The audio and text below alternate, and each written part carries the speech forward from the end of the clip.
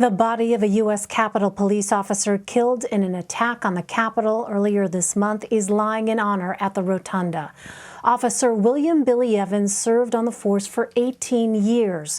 He was killed when a man rammed his car into officers standing at a barricade outside the Capitol.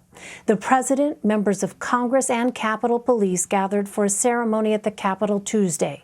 Mr. Biden addressed Evans' family as he paid tribute to the fallen officer. He's still with you. He's still in your heart. Losing a son, daughter, brother, sister, mom, dad's like losing a piece of your soul. Officer Evans is the second Capitol Police officer to die in the line of duty this year.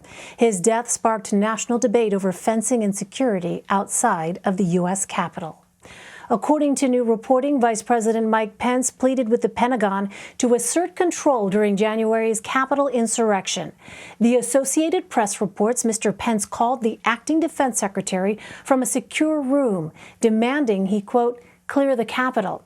This development in the timeline adds what the reporters call, quote, another layer of understanding about the state of fear and panic while the insurrection played out, laying bare the inaction by then-President Donald Trump and how that void contributed to a slowed response by the military and law enforcement. Chief congressional correspondent for the Associated Press, Lisa Mascaro, helped break that story and joins me now. Lisa, welcome. Thanks very much for being with us. So at 2:25 p.m. on January 6th, the Army Secretary told his staff to prepare to move emergency forces to the Capitol. But National Guard troops did not arrive until nearly 3 hours later. What did you learn about why it took so long? That's right, Elaine, and thanks for having us. My AP colleagues and I just found a lot of new information that still leaves a lot of questions. There was this multi-hour lag at the Capitol.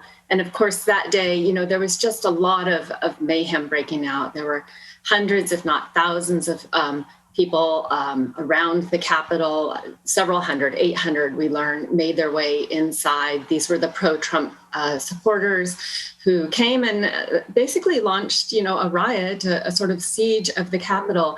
There were calls, repeated calls for help from the highest levels of government, from the congressional leaders, House Speaker Nancy Pelosi and Senate Democratic leader Chuck Schumer, and also from the vice president himself. The vice president, Mike Pence, at the time had been presiding over the proceedings in the Senate as they were certifying the election for Joe Biden. This is the Electoral College count. And he and the senators, along with members of the House, had to flee for safety. And several hours in, he called and was pleading for help. And what we found was there was just a lot of breakdown around all sides. There were these requests coming out. The Pentagon was scrambling to respond.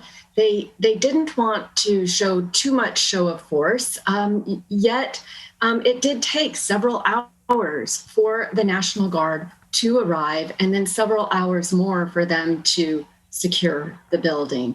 Of course, 5 people did end up dying, that day. Well, one, the officer, died later of his injuries. It was, one of the worst attacks we have seen on the nation's capital in its history. Well, Lisa, what might have happened differently if orders were given directly from the president instead of the vice president? This is an ongoing question that we don't have the answer to. The timeline that we were working off was a document, a Pentagon document, and it does not mention much the president at the time, Donald Trump. There is one mention of the former president tweeting to his supporters to go home and to go in peace. This was at about 4:30 in the afternoon, several hours after the calls for help and after the siege of the Capitol had been underway. But in all of the conversations back and forth, there's not really a mention of the president weighing in. And I think it can be said that certainly if the president had ordered something, Perhaps the Pentagon might have moved faster. Perhaps not. Some of this is logistical and sort of bureaucratic delays that we saw.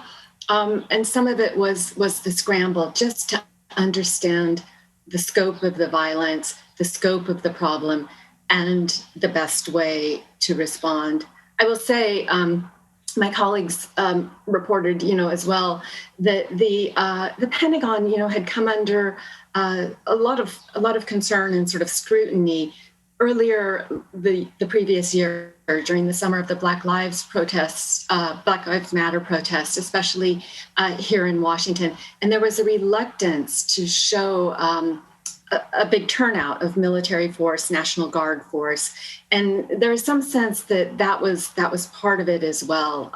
There was just a reluctance. Of course, the National Guard has been stationed now at the Capitol for these 3 months, smaller numbers now than had been in the immediate aftermath of the riot and the insurrection. But still, National Guards are protecting the Capitol to this day. Well, Lisa, one of the most startling entries in this timeline comes at 3:37 p.m. The Pentagon sent its own security forces to guard the homes of defense leaders, yet troops still had not reached the Capitol by then. What does their deployment tell you about priorities? That's an interesting question. I haven't delved into the bottom of that. We did notice that on the timeline, and we did, in fact, include it in our report.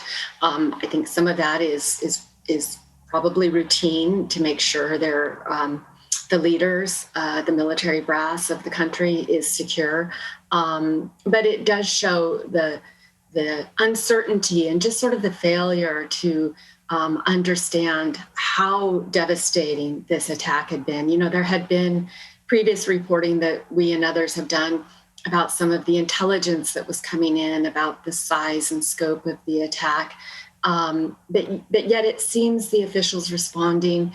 And again, we saw some of the questions that had been raised in testimony from U.S. Capitol Police and the Sergeant at Arms of the House and Senate, just a sort of failure to understand that there could be sort of a domestic attack of this type in this size and with this much danger on the Capitol. At one point in the timeline, the Joint Chiefs of Staff is reported to have received word that there were some incidents happening at state houses around the country that ended up not being as severe as they thought at the time. But here the Joint Chiefs is saying, this could be an insurrection. This could be a national insurrection.